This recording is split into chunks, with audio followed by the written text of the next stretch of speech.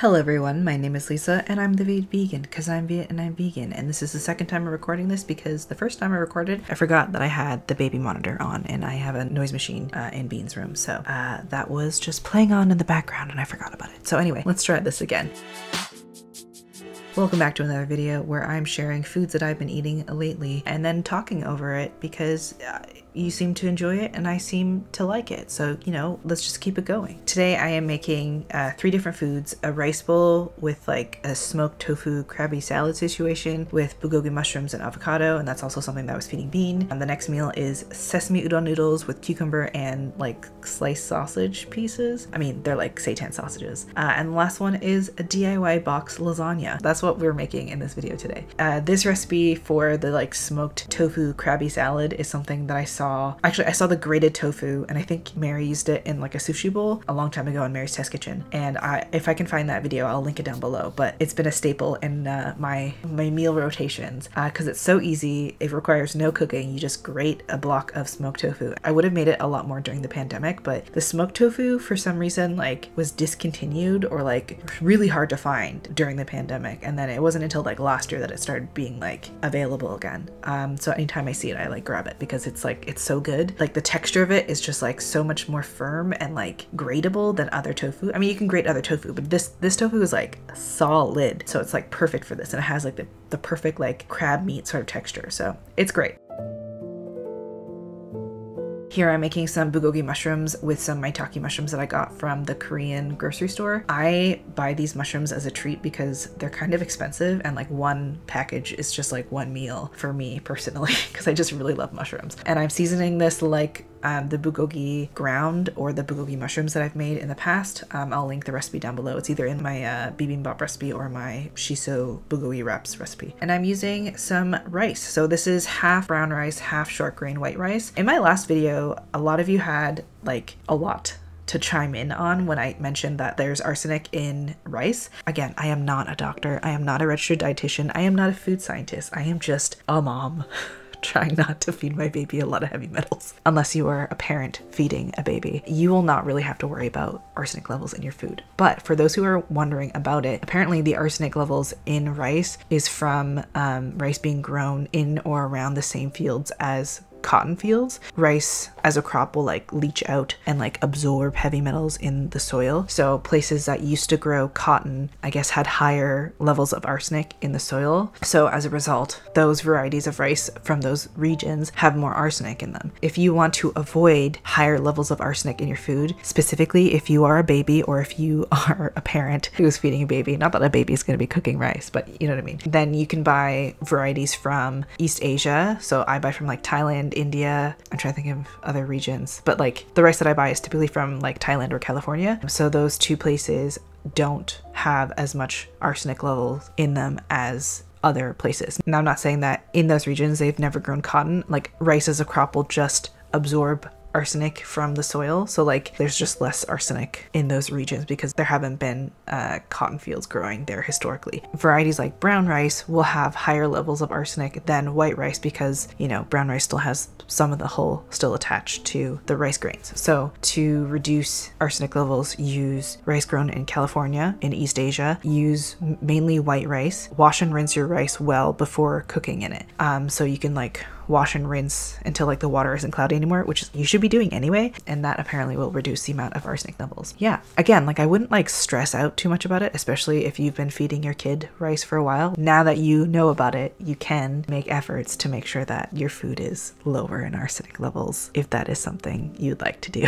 So anyway, yeah, because like babies, you know, they're smaller, they're newer, they're not as good or efficient at filtering out heavy metals as an adult is. So again, this is only really a concern if you are a baby or a parent to a baby that is eating solids. Anyway, let's make some udon noodles. So these are the roasted sesame udon noodles that I think I've been talking about for like 2 months on my channel. Here we are. Here's the recipe. So first we're making the sauce. In the sauce we're starting with roasted sesame paste, which is different from tahini in the sense that the sesame seeds are roasted before they're being ground, whereas tahini is raw sesame seeds. So if you don't have roasted sesame paste, you can use tahini. It will have a slightly different flavor, but it'll still be good. Use what you have if you don't have access to roasted sesame paste. So anyway, I'm also adding black vinegar, which is like a distinct flavor different from any other vinegar. I would highly recommend not substituting that. If you don't have it, then I guess you can use another kind of vinegar, but the flavor will be different. Anyway, so black vinegar, soy sauce. I'm using like cooking syrup or oleosaccharide, which I get from the Asian market, specifically from the Korean aisle, because I don't really see any other cultures using like oleosaccharide like I see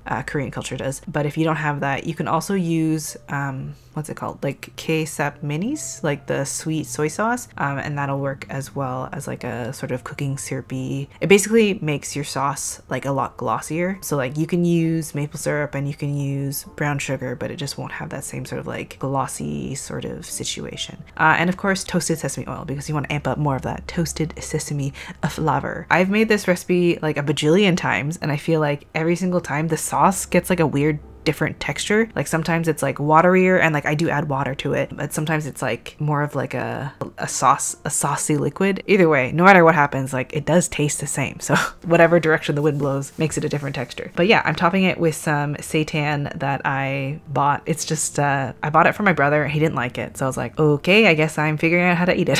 So I just sliced it up and pan fried it, and it was actually really good with this. I fed it to Bean. Bean really liked it, but it kind of gave them a little bit of issues with digestion. I think seitan is just a little bit harder to digest it for a baby, so probably in the future I'll give them like half seitan, half tofu, kind of help things along, you know? But yeah, that's basically the meal. If you want the recipe for this, I will have it on my blog. Sorry it's taken me so long to upload it, because the last like I think 5 or 6 times that I made it, I just didn't measure it because I was just kind of messing around. But as a result, my noodles were inconsistent in terms of flavor. So now that I've measured it, I will have a more consistent flavor, which is great for you, because then you can make it and have it taste exactly the same as when I make it. Yeah, I also added some like green onion slivers that I like cut up and soaked in water, and add a nice little crunch of green onion flavor. I really enjoyed it.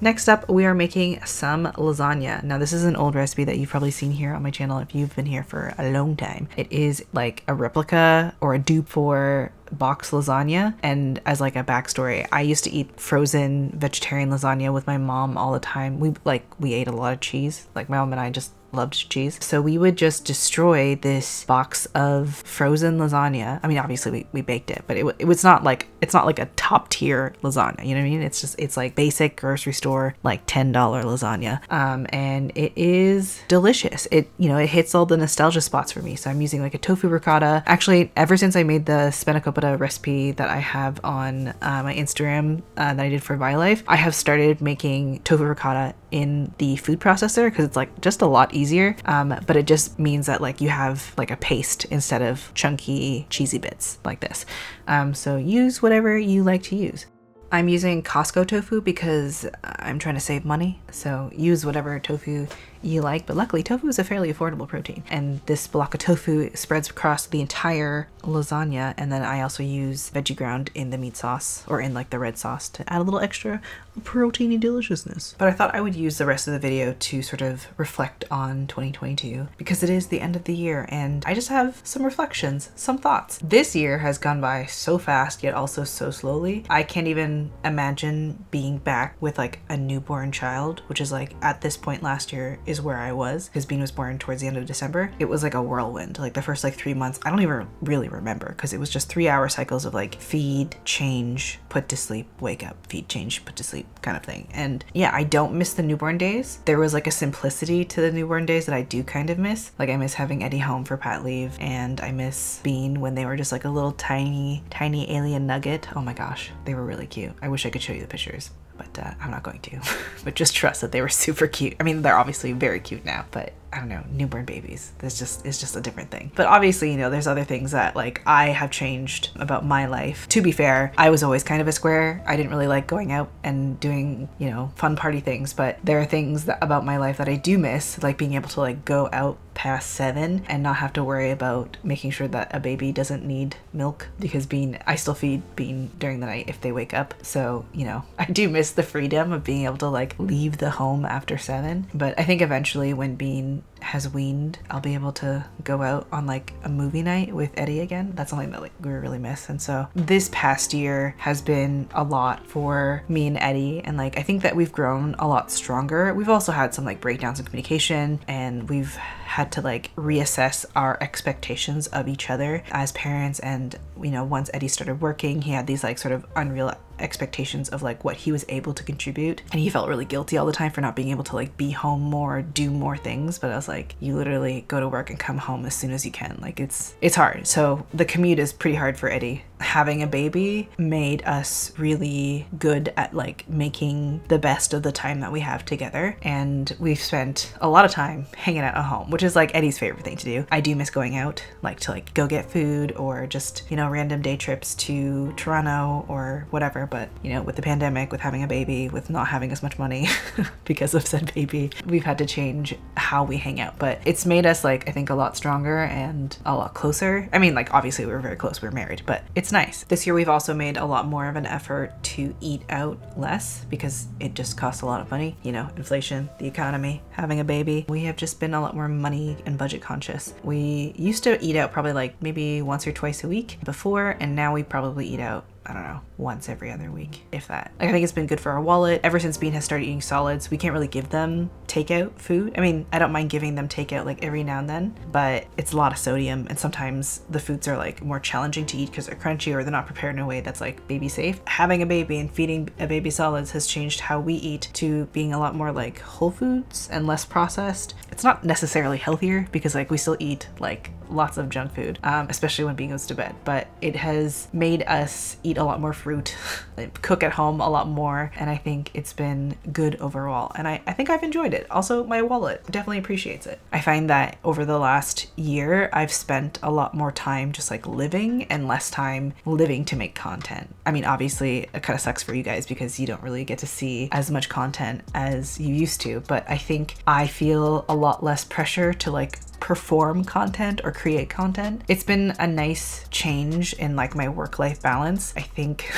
it's made a big difference in like my burnout. Although right now the thing that's contributing to my burnout is like being a parent 24/7. So obviously that's something that will like ebb and flow as Bean gets older, and their needs will change based on like communication breakdown, tantrums, you know, regular child development. 2022 has been a pretty good year for us, and I will look back on this year very fondly. Anyway, I hope you enjoyed this video. I know it is again, very rambly. If you're looking for any of these recipes, I'll link them down below. And I just want to say thank you so much for being here. A major shout out to my patrons this year. I like didn't post content for like a good 9 months because I was just so overwhelmed with Bean. But I really appreciate people who've stuck around, and I really appreciate you who keep watching my content now, even though right now it just kind of seems to be just grocery hauls.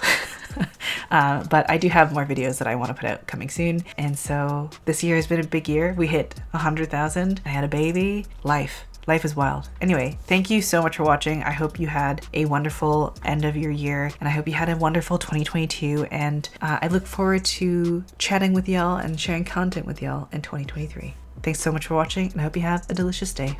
Goodbye.